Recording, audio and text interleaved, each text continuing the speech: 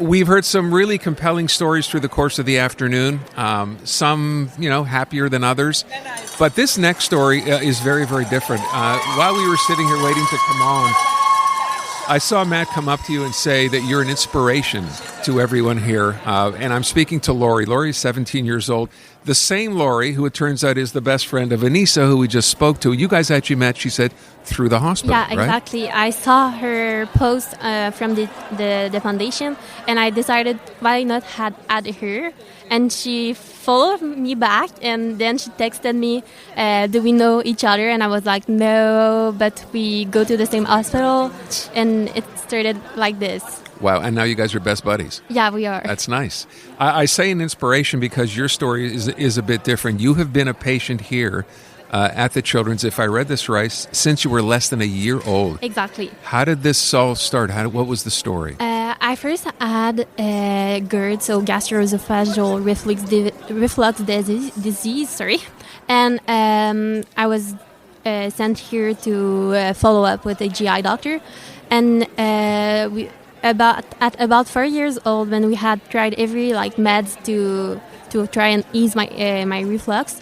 I had to go on to underwent a Nissen fundoplication, which is a surgery where they tight your esophagus right. with your stomach.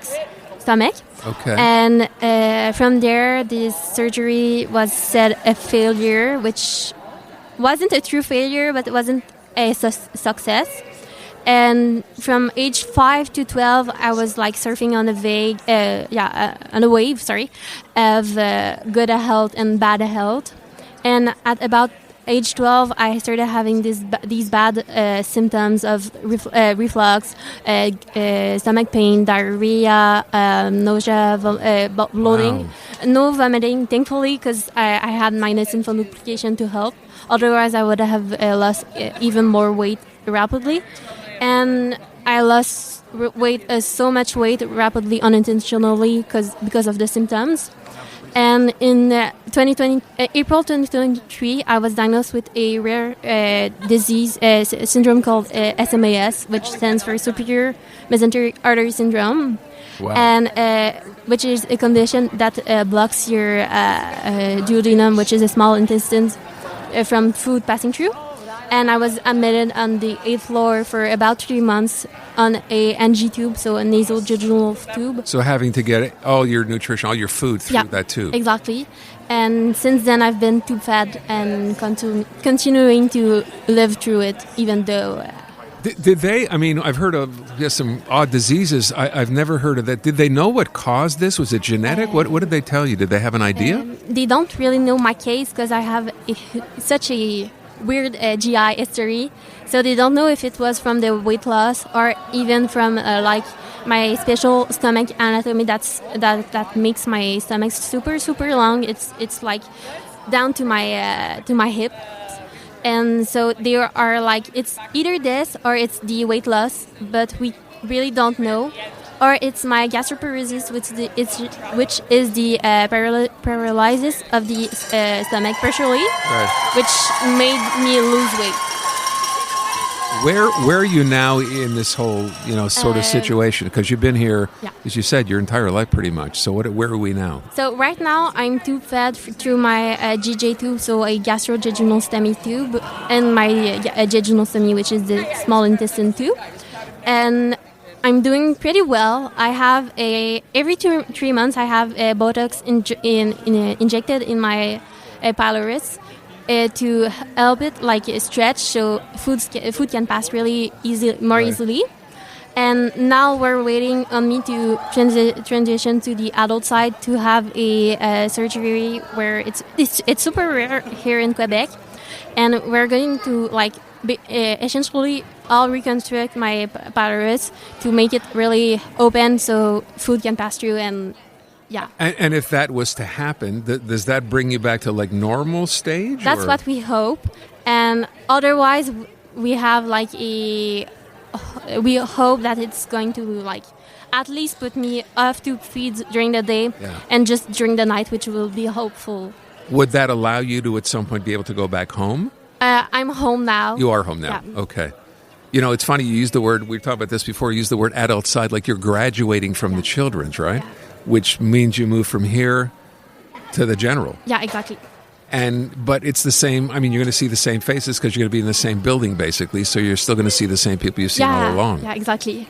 You know what that means? Is there a prognosis for how long, or this is just a matter of we'll see how it goes, and because we've never seen this before? It's really we'll see how it goes.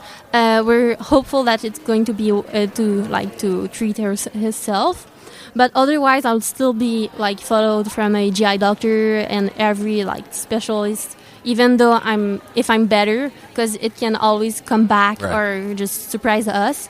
But for me, it's okay because I've been living through it even when I was not 8 years old. It's crazy to think of that. I mean, you're 17, right? I am, yeah. And this has been home for you on and off for most of your life.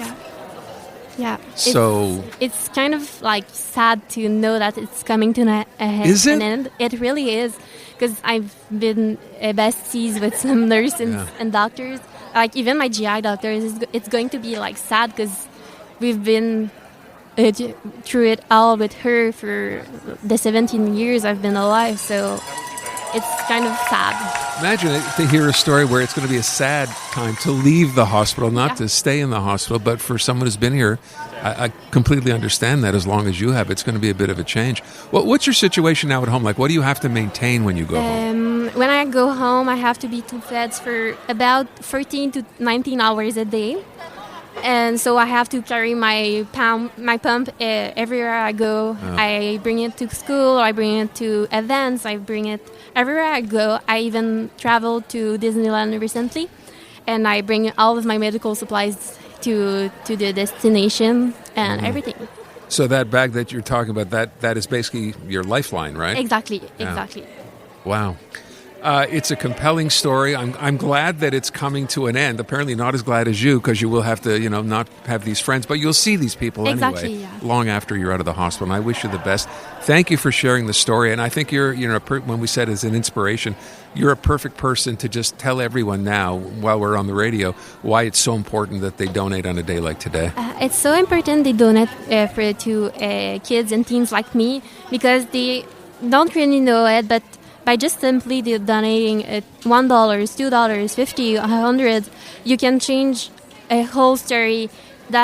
It can be a happy story from the child life specialist coming in your room and giving you something, or even medical researches or everything. It can change a life. Really, really, trust me. It's interesting. I just want to ask one last thing. A lot of people brought up things that we don't think about at the children's, like pet therapy or music. Did you take advantage of all that when you were here? I had pet therapy with the older dog that's retreated now, but it was just so fun to see the dog and walked him through the unit, and it was just amazing. Listen, I thank you for sharing your story. I wish you the best. Thank you are an inspiration, and I thank you for taking the time to talk to us. Thanks for having me. Thank you, Laurie. Unmistakably Canadian. It's the music that raised you.